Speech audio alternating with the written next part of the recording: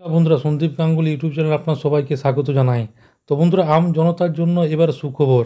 এবার এই গুরুত্বপূর্ণ রুটে ছুটবে নতুন ট্রেন। তো ভোটের আগে নেওয়া সিদ্ধান্ত রেলের। তো বন্ধুরা, কোন রুটে নতুন ট্রেন পাওয়া যাবে, তো বন্ধুরা আজকে সেই নিয়ে সব কিছু বিস্তার জানাবো। তো বন্ধুরা, সেই জন্য ভিডিওটি প্রথম থেকে শেষ পর্যন্ত অবশ্যই দেবেন। আর যদি বন্ধুরা চ্যানেলটি নতুন হয়ে থাকেন, তো বন্ধুরা চ্যানেলটি অবশ্যই সাবস্ক্রাইব করবেন যাবতীয় কিন্তু লেটেস্ট নিউজ পাওয়ার জন্য।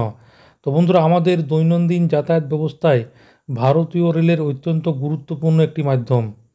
তো যাত্রীদের দীর্ঘদিনের দাবি মেনে পূর্ব রেলে এবার বড় সিদ্ধান্ত নিল। নতুন মেমু ট্রেন চালু করা হলো কাটুয়া এবং আহমেদপুর রুটে। পূর্ব রেলের পক্ষ থেকে দুটি ট্রেন চালু করা হলো কাটুয়া জংশন এবং আহমদপুর জংশন রুটে। তো এই ট্রেন পরিষেবা শুরু করলো গত রবিবার থেকে। তো দীর্ঘ অপেক্ষার পর এই ট্রেন চালু হওয়ায় স্বাভাবিকভাবে খুশির হাওয়া যাত্রীদের। হাতে গোনা কয়েকজন যাত্রী নিয়ে প্রথম দিন এই ট্রেন যাত্রা শুরু করে।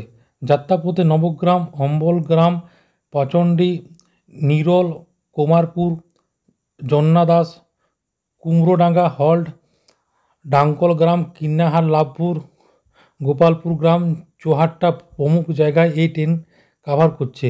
তার পাশাপাশি পূর্ব রেলের তরফ থেকে জানানো হয়েছে যে ট্রেন নম্বর হচ্ছে 03049 কাটোয়া আহমেদপুর মেমু স্পেশালটি ট্রেনটি সকালবেলায় 10:55 কাটোয়া থেকে ছাড়বে এবং দুপুরবেলা 12:30 এই মেমু ট্রেনটি পৌঁছাবে আহমেদপুর এবং যাত্রাপথে এই ট্রেনটি 12টি স্টেশন স্টপেজ দেবে বলে জানা গিয়েছে।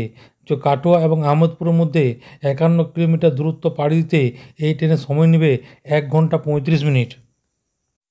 এবং ট্রেন নম্বর 03050 আহমেদপুর কাটোয়া মেমু প্যাসেঞ্জার ট্রেনটি ফিরতি পথে দুপুরবেলায় 12:50 ছাড়বে আহমদপুর থেকে এবং 2:20 এই ট্রেনটি এসে পৌঁছাবে কাটোয়ায়। তার পাশাপাশি 51 কিলোমিটার দূরত্ব অতিক্রম করতে এই ট্রেনটি সময় লাগবে 1 ঘন্টা 14 মিনিট। ফেরার পথে এই ট্রেনটি 12টি স্টেশনকে স্টপেজ দেবে বলে জানা গিয়েছে। তো বন্ধুরা, আশা করি বুঝতে পারলেন। তো এটাই ছিল ছোট্ট একটি আপডেট। ভিডিওটা ভালো লাগে বলুন, চ্যানেলটি অবশ্যই সাবস্ক্রাইব করবেন। মনে হয় যদি বন্ধুরা কোনো কোয়েশ্চেন থাকে তো বন্ধুরা কমেন্ট বক্সে কমেন্ট করতে পারেন, নিশ্চয়ই সাহায্য করার চেষ্টা করবো। পরবর্তীকালে নতুন কোনো ভিডিও দেখাবে। ততক্ষণ বন্ধুরা ভালো থাকবেন, সুস্থ এবং সাবধান থাকবেন। সবাইকে অসংখ্য ধন্যবাদ।